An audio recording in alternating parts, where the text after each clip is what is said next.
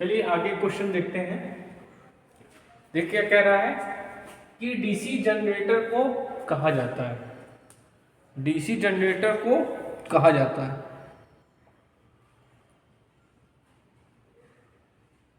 ठीक है, rotating amplifier, rotating transformer, converter. ठीक है, तो देखिए जो डीसी जनरेटर होता है, डीसी जनरेटर के बारे में सब बातें हम लिख दे रहे हैं, लिख लीजिए आप लोग, यही तुम्हारे नोट्स हो जाएंगे, इसको लिखते चलो, यही तुम्हारे नोट्स हो जाएंगे। ठीक है, डीसी जनरेटर,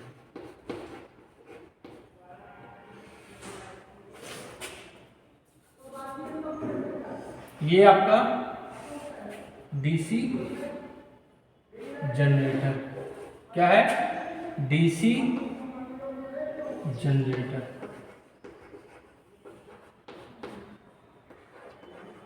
ठीक, इसको हम लोग क्या देते हैं, इनपुट, और यहां मिलेगा हमको आउटपुट।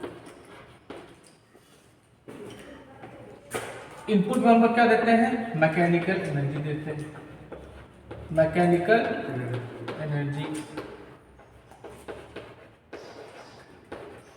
मैकेनिकल एनर्जी देते हैं, और मिलता है क्या हमको आउटपुट पे, इलेक्ट्रिकल एनर्जी। ठीक, हम लोग इनपुट पे आपको क्या देते हैं, मैकेनिकल एनर्जी देते हैं, और आउटपुट पे हमको क्या मिलता है, इलेक्ट्रिकल एनर्जी। ठीक है, इसको हम लोग बोलते हैं रोटेटिंग एम्पलीफायर। क्या बोलते हैं, रोटेटिंग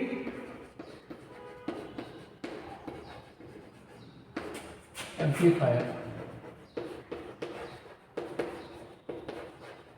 ठीक, डीसी जनरेटर को हम क्या कहते हैं, रोटेटिंग एम्पलीफायर कहते हैं। इसको हम लोग मैकेनिकल एनर्जी देते हैं, और हमको आउटपुट पे क्या मिलता है, इलेक्ट्रिकल एनर्जी। ठीक, सिद्धांत क्या होता है इसका, सिद्धांत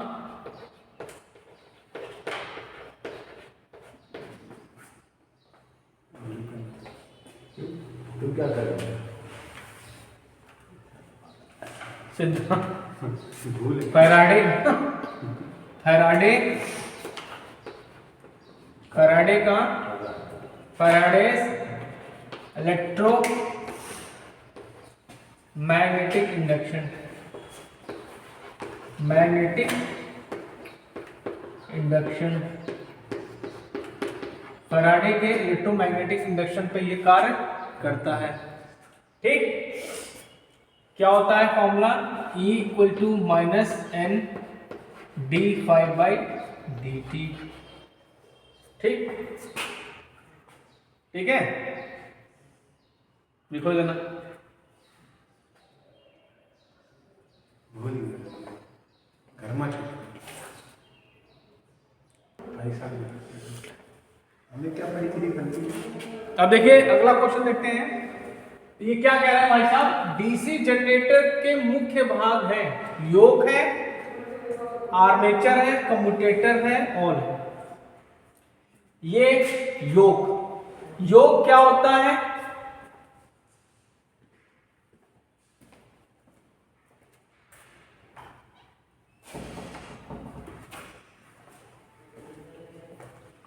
योग क्या होता है, ये आपका ढांचा है, इसको हिंदी में बोलते हैं, इंग्लिश में दूसरा नाम होता है इसका फ्रेम या ढांचा। मतलब डीसी जनरेटर या मोटर का जो ढांचा होता है उसको हम लोग योग कहते हैं। ठीक, और इसकी बनावट कुछ ऐसे होती है,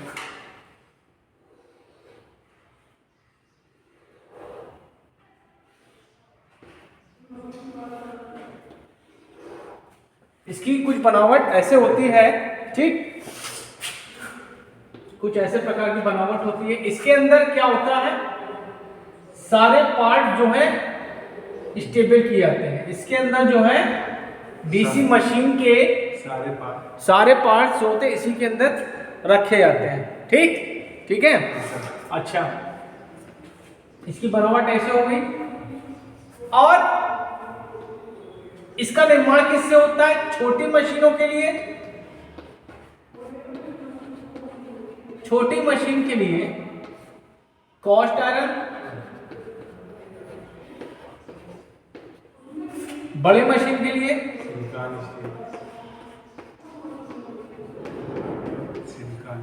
कास्ट स्टील। ठीक है, हमेशा याद रखिएगा। अगर आपसे पूछा जाए, सीधे ये क्वेश्चन पूछा जाए कि योग किसका बना होता है, तो आप सीधे लिखेंगे कास्ट आयरन। ठीक है। अच्छा, इसका कार्य क्या है? पहला क्या कार्य है? फ्लक्स को पूर्ण पाथ देना। पूर्ण पाथ मतलब पूर्ण रास्ता देना।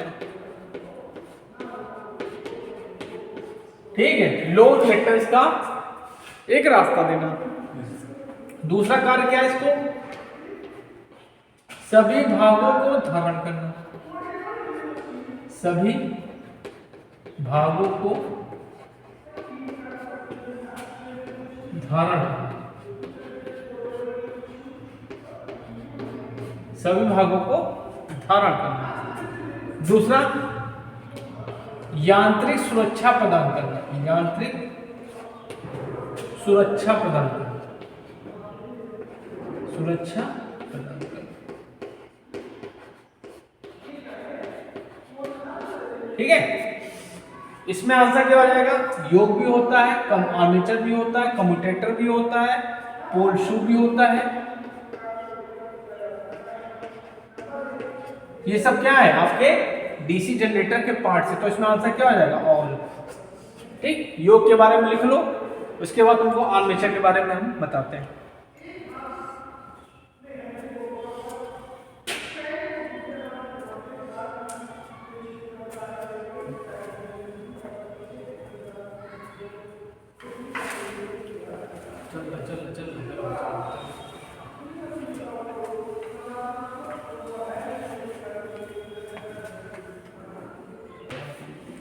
अब देखिए आर्मेचर के बारे में थोड़ा देखते हैं। देखिए आर्मेचर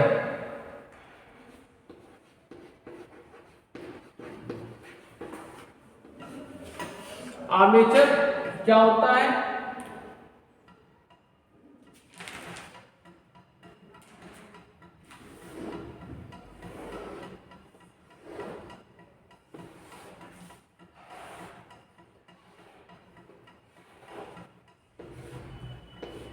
आर्मेचर जो होता है इस प्रकार का होता है।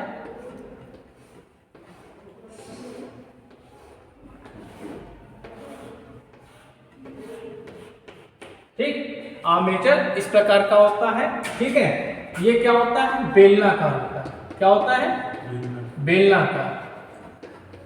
बेलनाकार घूमने वाला भाग।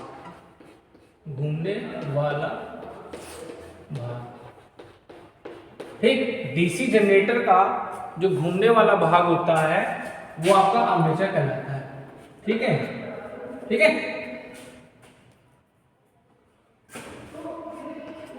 इसका बनाव किसका होता है? सिलिकॉन स्टील का। किसका? सिलिकॉन स्टील का बना होता है। सिलिकॉन स्टील का ये बना होता है। ठीक, इसमें स्लॉट्स होते हैं। ठीक है।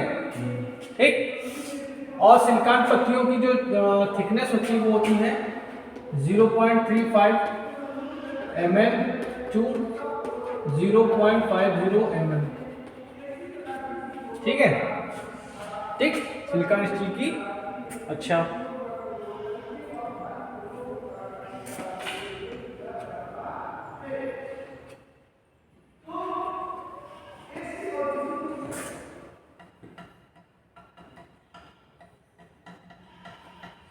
इसको लैमिनेट किया जाता है। किससे? लैमिनेट किया जाता है। लैमिनेट क्यों किया जाता है? लैमिनेट क्यों किया जाता है? भंवर धारा हानियों को कम करने के लिए। ठीक, अब आते हैं हम लोग कम्यूटेटर पे। लिख लिया? अब आते हैं हम लोग कम्यूटेटर पे। कम्यूटेटर, देखो कम्यूटेटर क्या होता है? ये आर्मेचर पे स्थापित होता है, ठीक है, ये आपका आर्मेचर पे स्थापित होता है। ठीक, इसको हम लोग बोलते हैं मैकेनिकल रेक्टिफायर। मैकेनिकल रेक्टिफायर, इसको हम लोग क्या कहते हैं? Mechanical rectifier. बना किसका होता है? कठोर कर्षित तांबा। कठोर कर्षित तांबा, कठोर कर्षित तांबा, इंग्लिश बोलते हैं hard rock copper, HARD, John copper. इसका काम क्या है? इसका काम क्या है? AC को DC और DC को AC में, AC को DC में किस में करता है? DC जनरेटर में। ठीक है, और DC को AC किस में कन्वर्ट करता है? DC मोटर में। ठीक, लिख लीजिए।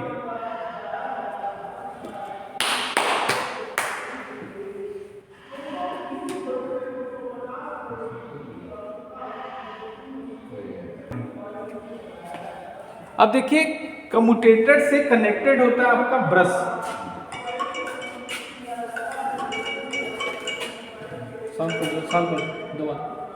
कम्यूटेटर से कनेक्ट होता है आपका ब्रश। कम्यूटेटर से कनेक्ट होता है आपका ब्रश। ये आपका कार्बन या ग्रेफाइट का बना होता है। कार्बन और ग्रेफाइट का बना होता है। ये क्या करता है? बाहरी सर्किट को धारा प्रवाहित करता है। बाहरी सर्किट को धारा प्रवाहित करता है। बाहरी सर्किट को धारा देता है।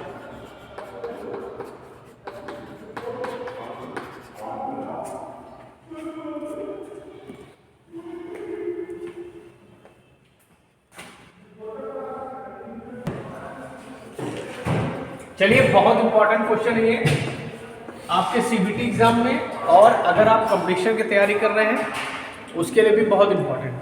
क्या कह रहा है कि EMF का समीकरण है E = 5ZPN/60A, E = 5ZPN/120, E = 5ZPN/,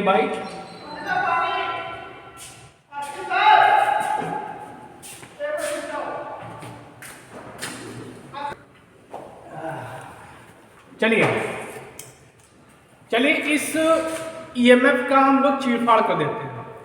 EMF है क्या? देखो EMF जो होता है, EMF ये कहाँ होता है? आर्मेचर में। कहाँ होता है? आर्मेचर में उत्पन्न होता है। कैसा होता है?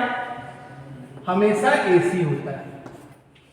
कभी कभी ये क्वेश्चन आपसे पूछ लेगा कि जो आपका जनरेटर में EMF उत्पन्न होता है वो कैसा होता है, तो हमेशा क्या होता है? AC होता है। ठीक, उसके बाद हम लोग क्या करते हैं? कम्यूटेटर की सहायता से इसको कन्वर्ट करते हैं। ठीक, अच्छा, अब EMF का फॉर्मूला क्या है? E = 5ZPN/60A। तो इसमें आंसर क्या हो जाएगा? ये आपका ऑप्शन बिल्कुल सही है। आंख मूंद करके इस पे आप ऑप्शन पे टिक लगा देंगे। ठीक, अब देखिए इसमें कौन क्या क्या है। E आपका EMF है। E आपका क्या है? ईएमएफ है, Z क्या है, number of conductors, number of conductors,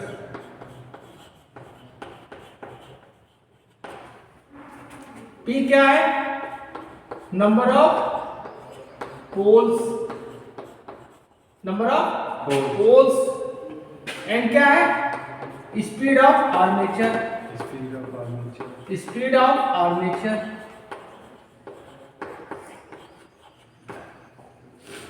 I told you many times that you should know the technical terms in English. Okay? A क्या है, समांतर पथों की संख्या, पैरेलल पाथ, समांतर पथों की संख्या,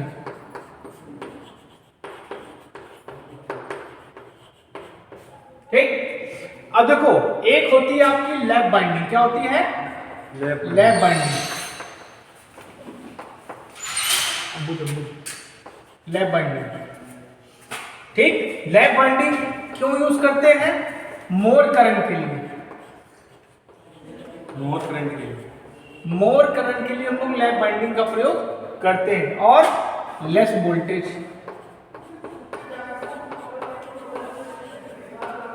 मोर करंट और लेस वोल्टेज के लिए हम लोग लैप बाइंडिंग का प्रयोग करते हैं।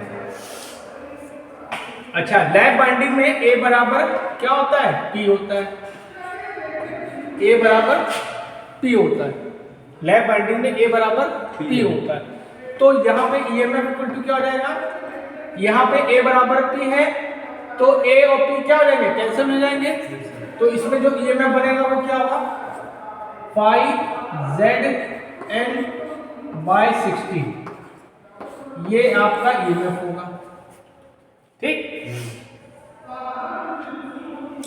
अब आते हैं वेव बाइंडिंग पे,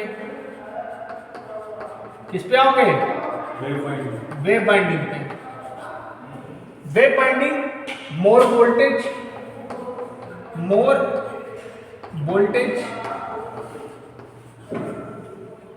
लेस करंट,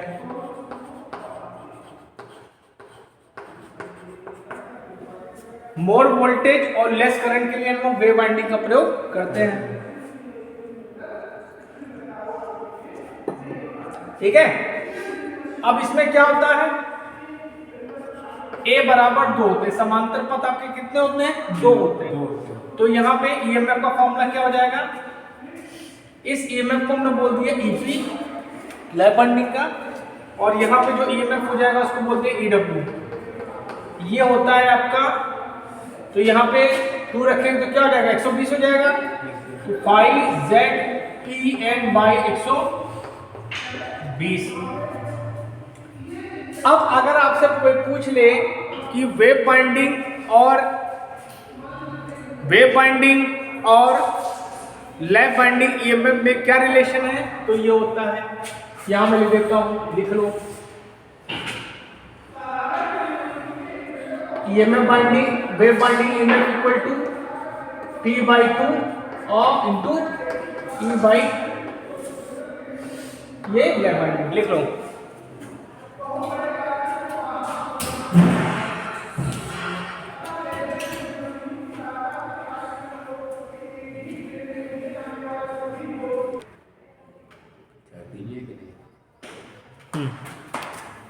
अब देखिए क्या कह रहा है, निम्न में से सेल्फ एक्साइटेड जनरेटर है, सेल्फ एक्साइटेड। देखिए सेल्फ एक्साइटेड मतलब क्या है कि ये जो आपके जनरेटर होते हैं इनके अंदर रेजिडुअल मैग्नेटिज्म का गुण पाया जाता है। क्या होता है, रेजिडुअल मैग्नेटिज्म का गुण पाया जाता है, मतलब इनके अंदर अवशिष्ट चुंबकत्व का गुण पाया जाता है, ठीक है। इनको थोड़ा सा भी एक्साइट करते हैं तो ये अपने आप एक्साइटेड हो जाते हैं, ठीक है। एक्साइट कैसे करते हैं, प्राइम मूवर से घुमाते हैं तो एक्साइटेड हो जाते हैं, ठीक। अब देखिए series generator, shunt generator, compound generator और ऑप्शन आपका अगला ऑल। तो ये आपके जितने भी जनरेटर दिए हैं ऊपर सब ये सेल्फ एक्साइटेड है। कितने हैं, सब सेल्फ एक्साइटेड है, तो इसमें आंसर हो जाएगा ऑल, ठीक। चलिए सभी जनरेटर के बारे में बात करते हैं, ठीक। तो उनको भी हम रफ कर रहे हैं। सबसे पहले आता है आपका सेपरेटली एक्साइटेड डीसी जनरेटर। क्या आता है, separately excited DC generator. Separately मतलब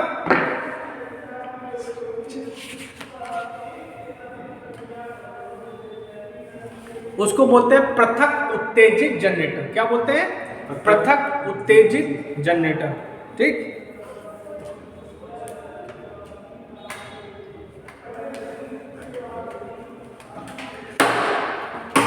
क्या देख रहे थे क्या कह रही है? पृथक उत्तेजित जनरेटर। पृथक उत्तेजित मतलब इसलिए सेपरेटली रेटली excited DC generator. Separately excited DC generator मतलब इसकी फील्ड का एक्साइटेशन हम दूसरे सोर्स के द्वारा करते हैं। सोर्स आपके क्या हो सकते हैं? टरबाइन हो सकती है, बैटरी हो सकती है। ठीक, ये आपकी फील्ड वाइंडिंग है।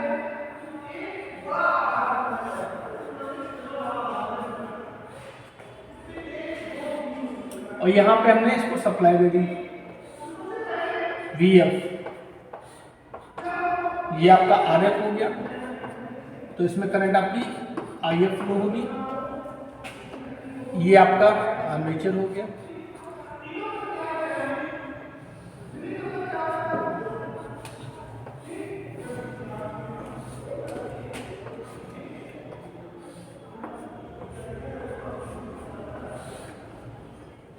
Plus minus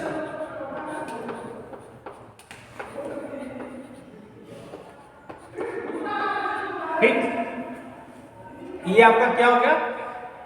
separately excited DC generator. ये सेल्फ एक्साइटेड नहीं होता, मतलब इसकी फील्ड को हम दूसरे सोर्स के द्वारा एक्साइट कर रहे हैं। ठीक है,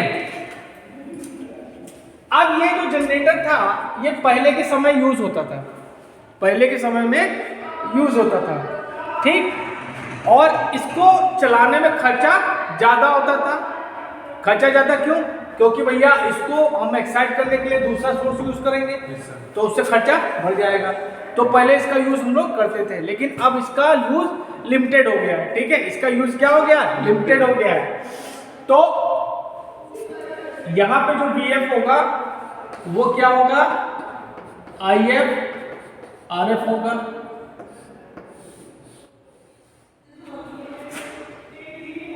करंट का डायरेक्शन में ये मान लिया।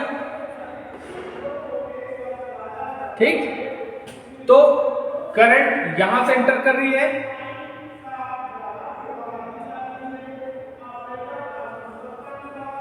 तो माइनस IA RA हो जाएगा। ठीक,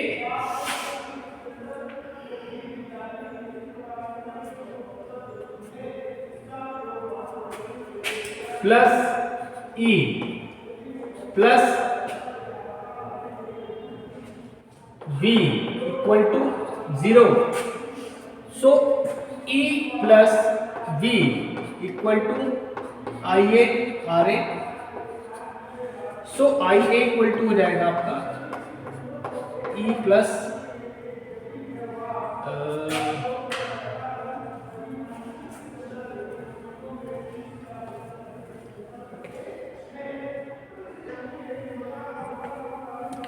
देखिए यहां पे हमेशा याद रखिएगा, जब हम लोग केवीएल लगाते हैं, हमेशा जब केवीएल लगाते हैं तो वोल्टेज ड्रॉप किस में लेंगे? प्लस में लेंगे। तो IA प्लस RA आपका प्लस में हो जाएगा, और ये जो जहां से एंटर कर रही है ये E माइनस हो जाएगा। ठीक, E माइनस हो जाएगा, ये आपका प्लस, ये माइनस, इक्वल टू 0। फिर से लेंगे, इसको कंफ्यूज नहीं होगा। जब इसको हम केवीएल लगाएंगे तो ये माइनस से एंटर कर रही करंट यहाँ पे, तो यहाँ आपका E जो हो जाएगा माइनस हो जाएगा। वोल्टेज ड्रॉप जितने वोल्टेज होंगे उसको प्लस में लेंगे, और यहाँ पे V क्या हो जाएगा? प्लस हो जाएगा, equal to 0। So V minus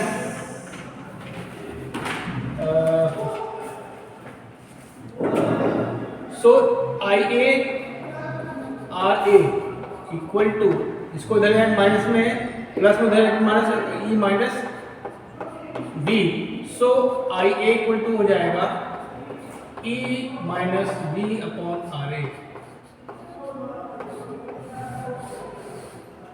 ये लिख लीजिए, ठीक।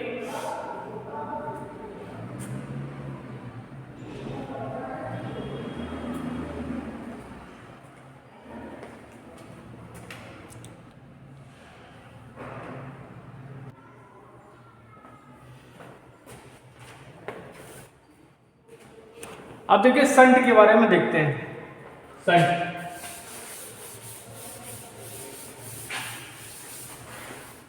संट माने होता है समांतर, संट माने समांतर या पैरेलल, ठीक। जब आपकी फील्ड वाइंडिंग संट आ जाए, संट जनरेटर, ये क्या है आपके, ये आपके जितने भी ये आपके कहलाएंगे सेल्फ एक्साइटेड होंगे, क्या होंगे, सेल्फ एक्साइटेड।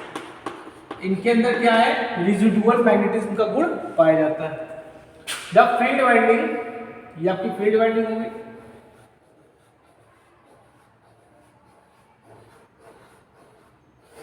जब फील्ड वाइंडिंग आपकी आर्मेचर के साथ कनेक्ट होती है,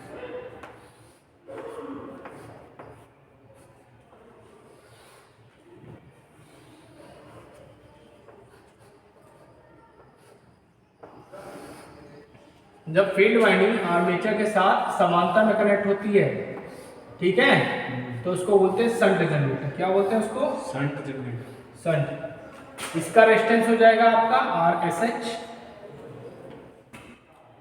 ठीक। ये ब्रश होंगे प्लस माइनस, ये आपका ईएमएफ होगा, करंट आपकी ये आर्मेचर करंट हो जाएगी, ठीक। इसका रेजिस्टेंस होगा आर ए, रेजिस्टेंस होता है इसका लगभग 1 ओम, इसका 1 ओम समझ लो बधे, इसका रेजिस्टेंस हम लोग 1 ओम होते हैं लगभग 0.5 से लेकर 1 ओम तक, और इसका रेजिस्टेंस होता है लगभग 100 ओम। ये क्वेश्चन कंपटीशन में पूछा गया है, ठीक है। यहाँ पे प्लस माइनस पोलैरिटी ले लेंगे, ठीक। ये आपका आर एल हो गया, यहाँ पे जो करंट आएगी वो हो जाएगी आपकी आई एल करंट, ये आपकी आर्मेचर करंट, ये हो जाएगी आपकी शंट करंट, ठीक। इसमें ज्यादा टर्न्स होते हैं, क्या होते हैं, ज्यादा टर्न्स होते हैं। पतले तारों का प्रयोग करते हैं, किससे, पतले तारों का, पतले तार का प्रयोग हम लोग करते हैं। अब यहां पे देखो आर्मेचर करंट 2 करंट में डिवाइड हो रही है, तो यहां पे क्या हो जाएगा, I A equal to I S H plus I L, ठीक, okay.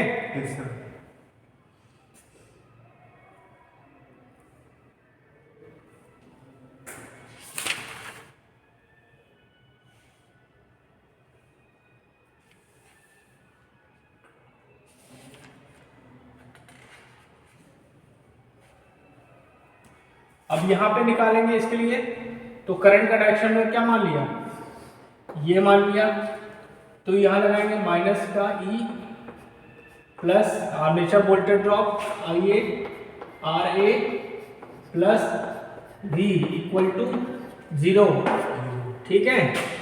So I A R A equal to, ये प्लस में इधर माइनस हो जाएगा, तो E minus V, so I A equal to क्या हो जाएगा, E minus V upon R ए।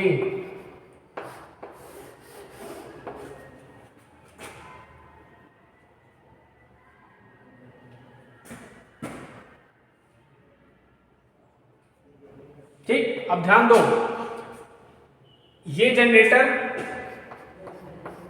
जो वोल्टेज होता है इसका कांस्टेंट होता है, ठीक है, लगभग कांस्टेंट होता है, इसका बेस्ट वोल्टेज रेगुलेशन होता है, बेस्ट वोल्टेज रेगुलेशन। ये भी क्वेश्चन पूछा जाता है कि किस जनरेटर का वोल्टेज रेगुलेशन बेस्ट होता है, तो शंट जनरेटर का वोल्टेज रेगुलेशन बेस्ट होता है। इसका प्रयोग कहाँ होता है, इलेक्ट्रोप्लेटिंग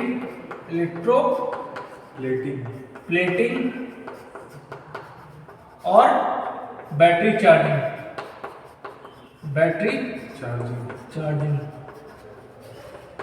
इलेक्ट्रोप्लेटिंग और बैटरी चार्जिंग में इसका प्रयोग हम लोग करते हैं। ठीक है, जहां पे हमको कांस्टेंट वोल्टेज चाहिए वहां पे इसका प्रयोग हम लोग करते हैं।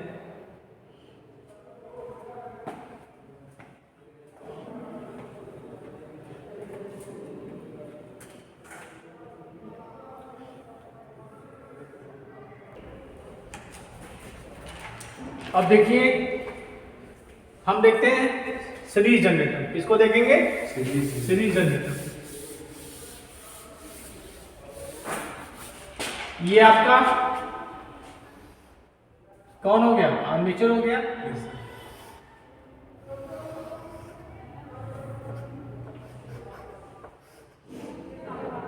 प्लस माइनस ये आपका ईएमएफ हो गया। अब फील्ड वाइंडिंग इसके साथ सीरीज में कनेक्ट हो जाएगी और ये आपका लूप हो गया। ठीक, ये आपकी आर्मेचर करंट होगी, इसका रेजिस्टेंस आरएससी हो गया, इसमें जो करंट फ्लो होगी आईएससी होगी और यही ईआरएल हो गया और यही लोड करंट आपकी बन जाएगी। ठीक, अच्छा